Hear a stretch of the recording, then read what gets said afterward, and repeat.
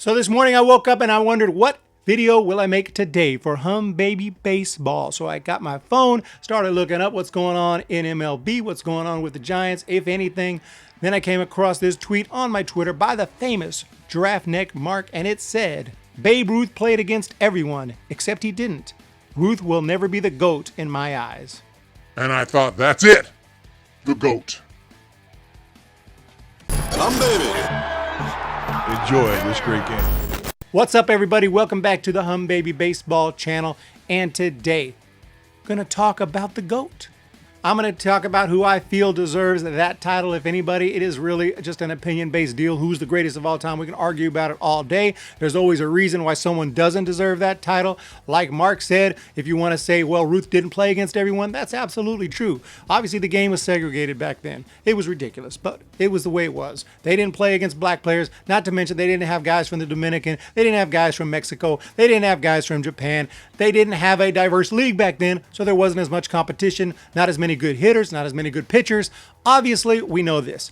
Nevertheless, I think that Babe Ruth deserves pretty much all the credit he gets. He was amazing. I feel like he was the best baseball player in the world. I feel like there's so many arguments, and some of them I just find dumb. People say, well, Babe Ruth wouldn't hit today. He couldn't hit today's pitching. Like, that's the stupidest argument. Like, to me, it's very simple. If you go take a time machine, you go back in time and you grab Babe Ruth, adult Babe Ruth, major league player Babe Ruth at 27, 28 years old, you put him in a time machine, you bring him today and you put him out there, yeah, he's going to struggle. Of course, because the pitching has evolved for 100 freaking years. He's going to struggle mightily. There's no doubt.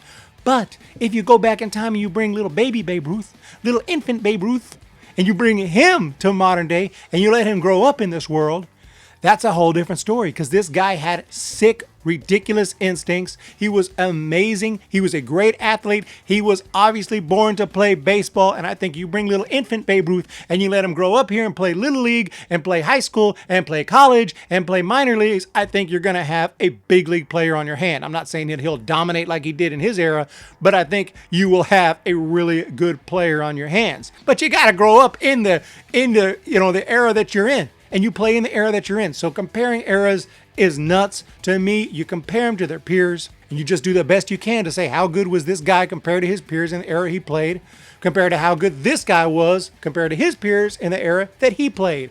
And that's all you can do. So having said that, let me get into 5 players I'm going to talk about. These are, to me, the greatest of all time. These are the 5 GOATs. Now, one of them will be ranked at the top. Now, this is not an exact ranking. I'm just going to talk about these guys, and it's really tough to put them in order. It's really hard for me to order, worst to best. So I'm not going to do it. I'm just going to talk about 4 runners-up, and then I'm going to talk about the GOAT. First runner-up is going to be Hank Aaron. Amazing. I'm a huge fan. I love Hank Aaron. The guy was unbelievably consistent for a ridiculous amount of time. 25 straight All-Star selections. The guy hit over 300 from 1955 to 1973. That is a huge stretch. Nearly 20-year stretch. He never hit less than 24 home runs. The guy could field. He won 3 straight Gold Gloves. He had 240 career stolen bases, only caught 73 times. So I'm not saying he's Ricky Henderson, but the guy had speed. The guy could field, but he could hit like nobody's business. What a great player. What a great career. Definitely feel like he deserves to be in at least a top 5 when we're talking about the greatest of all time. So my first runner-up is the great Hank Aaron. Next runner-up, and you see him up here, and that's Ted Williams. The splendid splinter, absolutely fabulous. Greatest hitter ever born. 344 career batting average, 482 on base percentage. That's better than Barry Bonds. This guy got on base almost half of his at bats. 482. Think about that. Half the time he stepped up to the plate, he was getting on base throughout an entire career. 17 All-Star appearances and 521 career home runs despite missing multiple seasons due to military service. He completely missed 3 years of baseball during World War II. And then after the war, no baseball for 3 years. He comes back, hits 342 with a 497 on base percentage and 38 home runs. That's in 1946. Absolutely sick. He was a hitter more than anything else. His defense wasn't terrible, though. He wasn't a bad defensive player. In fact, he was really good at playing that wall at Fenway Park, and he was fine. He made all the routine plays, and he made some very nice plays. But he was so good at hitting. He was so superior and amazing that I still put him on this list regardless, and that's Ted Williams. Next runner-up, and I'm sorry that he's a runner-up. I know a lot of people are going to want this guy to be number one. A lot of people say if this ain't the GOAT, nobody's the GOAT. And that is the legendary and the great Barry Bonds. And I am a Giants fan, and I'm a huge Barry Bonds fan.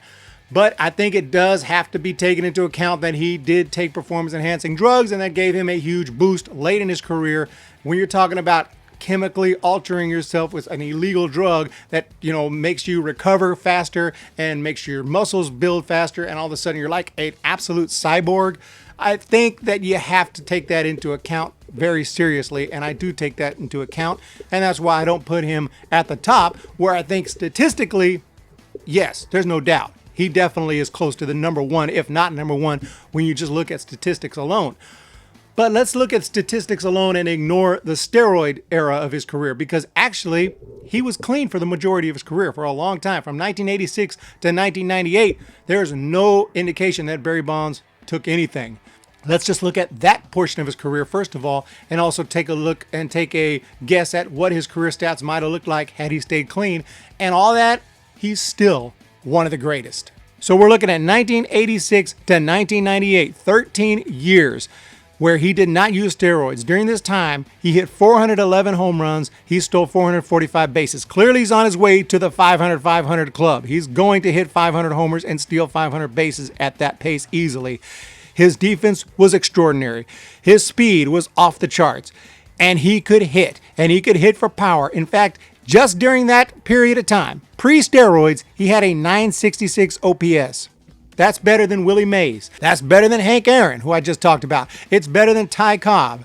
Before he touched steroids, he was already one of the greatest all-around players of all time. He could do it all. He was fantastic. Now, after that, he turned into just a machine. He was an absolute machine. Pitchers wouldn't pitch to him. When they did, they regretted it. He was ridiculous. So I'm going to try to guesstimate what his stats might have looked like if he stayed clean. So let's just say he did. Instead of playing all the way through 2007, maybe he retires after the 2004 season at 40 years old. Let's just say. Probably not, but let's just say I'm going to keep it on the safe side. He used to average, for most of his career, he averaged 33 home runs a year. Let's just say instead, let's drop it down to 30 home runs. Instead of getting better, he starts to decline a little bit. All that into account. Like I said, he had 411 home runs. Assuming he only averages 30 home runs a year and retires after 2004, he's still going to hit another 124 bombs, which is going to give him 624 career home runs. So he still is going to be in the 600 home run club, joining Hank Aaron, Willie Mays, and Babe Ruth. He is still going to be one of the best all-around players. He probably ends up with more stolen bases because he doesn't become huge. And all around, he's going to be a first ballot Hall of Famer and one of the greatest players to ever play the game. I don't have him number one, but I definitely have him in the top 5, Barry Bonds. So, 2 possibilities left for the GOAT, and that it's going to be Babe Ruth or Willie Mays. And I'm going to disagree with Mark on this, and I'm going to say that Babe Ruth is the GOAT, and I'll get to why in a minute. But Willie Mays, as far as a 5-tool player goes, doesn't get much better. He could do it all, and he could do it all at an elite level. Defense, off the charts. Power, off the charts. Ability to get on base, off the charts. Batting average, off the charts. Everything off the charts for this guy. Speed, he had it all. Willie Mays, one of the greatest of all time. Definitely deserving as a top 5, and I won't argue with anyone if they put him number 1. Rookie of the Year in 51. Career WAR of 156. He won a bunch of Gold Gloves. 20 All-Star appearances. When you talk about just combination of speed, power, defense, Willie Mays is the guy. Willie Mays is absolutely incredible, but I'm putting Willie Mays as a runner-up. But the man, the legend, the myth, the greatest, the GOAT, I'm sorry, is Babe Ruth. When he hit 54 home runs, no one that season even hit 20.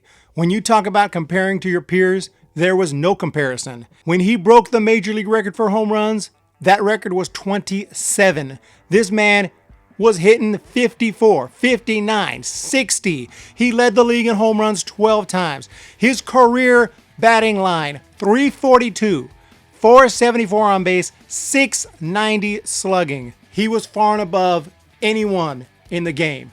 So if you think that, oh, well, if the game was more diverse, he wouldn't have been so far and above. Well, maybe not as far and above, but he still would have been far and above. Nobody could touch Babe Ruth in the 20s. When he came along, it was out of this world. We don't know what baseball would be like today if Babe Ruth didn't come along. We don't know. Babe Ruth made baseball huge. Babe Ruth made baseball what it is. And his stats, batting average wise, everything is just off the freaking charts. But what solidifies it to me? The guy was an elite pitcher. And I mean elite. In 1916, he won 23 games, 9 shutouts, 1.75 ERA. He has a career 2.28 ERA. And although he only started 3 World Series games, he was 3-0 with an ERA under 1. He only pitched 5 years. And also take into account the fact that he pitched 5 seasons, which means he didn't get as many at bats. He would have hit over 800 home runs if he was just a position player. He would have hit 850 something home runs, who knows? But he pitched for 5 years. The guy was a pitcher for a long time and an elite pitcher, one of the best in the game. And he makes baseball, it makes people flock to the ballparks. He makes baseball what it is. Babe Ruth is a legend. Absolutely number 1 on my list. This guy has to be the GOAT. He is the greatest of all time, and I have him number 1, and there's no doubt, there's no question in my mind, someone who has that type of legendary status, who has numbers that still stand up today as far and above the greatest career numbers that you can see, especially non-steroid related numbers. The guy was incredible. Babe Ruth, number 1, no doubt about it. He's the GOAT. I don't feel like it's a discussion, but obviously everyone's entitled to their opinion. If you want to put Bonds number 1, you're welcome to do that. That's your own personal list, but I have Babe Ruth, the Sultan of SWAT, the Colossus of Clout, the Colossus of Clout, the Great Bambino.